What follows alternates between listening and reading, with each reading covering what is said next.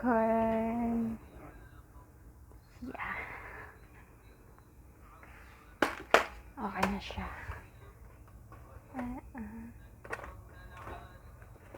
Let's see. Ay, ang init. Yan. Okay na yung popcorn natin.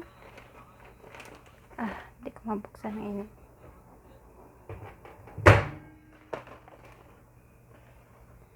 Ito na po siya, guys. Ang hirap buksan ng init. Popcorn.